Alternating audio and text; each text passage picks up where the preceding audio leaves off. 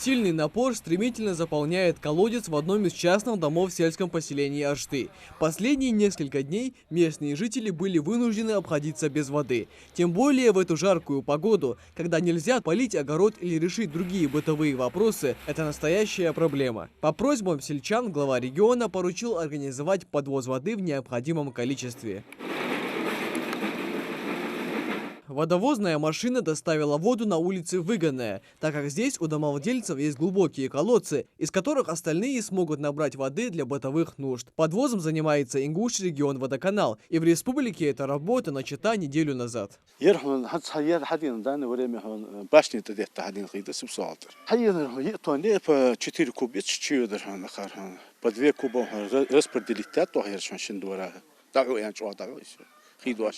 В этом дворе живет семья из 7 человек, из которых 5 это дети. Дома никто не сидит, из-за жары дети играют на улице. Маленький экран во дворе исключительно как декоративный предмет. Открывать его нет смысла. И так уже 15 лет. Зимой летом вообще цехотхонер. Ездик доха кранты дасоцы. Таганда мадини тхоних иш хенза хенчода дич дик хегдар тхон дик. Проблему водоснабжения в селе Ашты пытаются решить уже 5-й год. В 2017-м здесь пробурили скважину глубиной 300 метров, и подрядчики заверили, что в ней имеется достаточное количество воды для нужд жителей села. Но после того, как был проложен водопровод, выяснилось, что это не так, и снова дефицит воды. По линии Роснефти приехали, выделили деньги, где-то 14 миллионов с лишним рублей, поставили бочки, и артезианской воды не было, поэтому людям пришлось пользоваться грунтовой водой.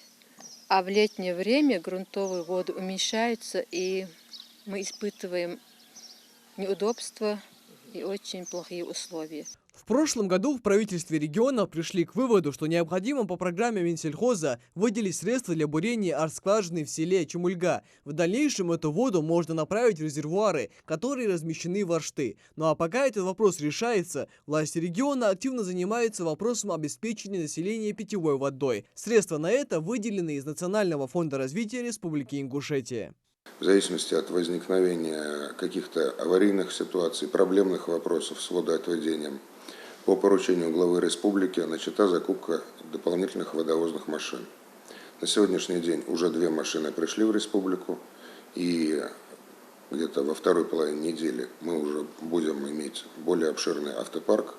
Соответственно, сможем более оперативно реагировать на все те ситуации, которые возникают в разных муниципалитетах. Поэтому, в принципе, если возникают какие-либо проблемы, просьба обращаться в муниципалитет, окажем содействие и оперативно достаточно сможем наладить доставку питьевой воды. Работу с подвозом воды в населенные пункты Ингушетии обещают продолжить по мере необходимости. Воду будут доставлять всем, кто в ней нуждается. Микаил Тангиев, Хасмагомед Майсигов, Новости 24.